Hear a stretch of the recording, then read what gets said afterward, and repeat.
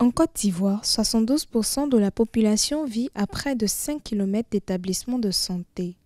Afin de garantir la couverture sanitaire universelle, le gouvernement ivoirien a le 28 septembre 2022 rendu obligatoire la couverture maladie universelle CMU. Ce système permet d'assurer à l'ensemble des citoyens ivoiriens, notamment ceux détenant une carte nationale sanitaire CMU, d'accéder à des soins de santé de qualité à moindre coût et sans restriction des conditions financières ou sociales. Seulement, entre enrôlement au système et autres procédures liées à l'obtention du précieux sésame, la carte sanitaire, nombre de citoyens s'interrogent sur le fonctionnement de la couverture maladie universelle CMU. Je n'avais vraiment pas grande connaissance. Et il y a au moins 2 ou 3 mois, quand j'étais venu, maintenant que j'ai commencé à voir ce qui devait passer, ce qui ne passait pas. Donc c'est comme ça que j'ai pris sur moi le soin de venir de temps en temps. Comme ce matin, j'avais des courbatures, donc je suis venu, on m'a prescrit des médicaments. Mais indépendamment de ça, comme tout n'a pas été expliqué, au niveau des examens de sang, la CMU ne prend pas tout en compte. Voilà, c'est le grand problème. Le cholestérol total, ça ne prend pas. La triglycéride, il ne prend pas.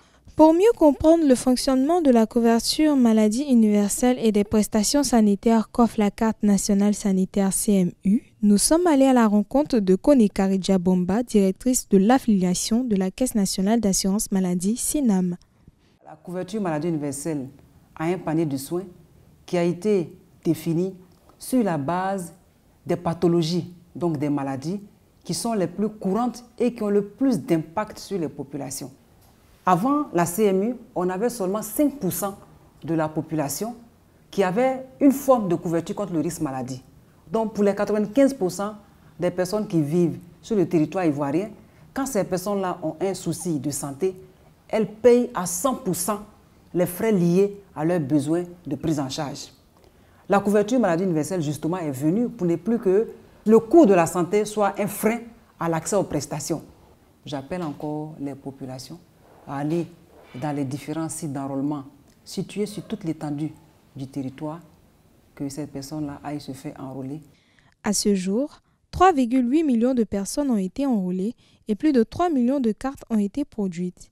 Et plus de 2000 assurés ont été pris en charge à travers 1 million d'actes de soins de 521 centres de santé repartis dans 199 localités. Les médicaments ont été servis dans 406 pharmacies publiques et 477 officines. La CMU a été instituée en 2014. Elle est le système national obligatoire de couverture de risque maladie.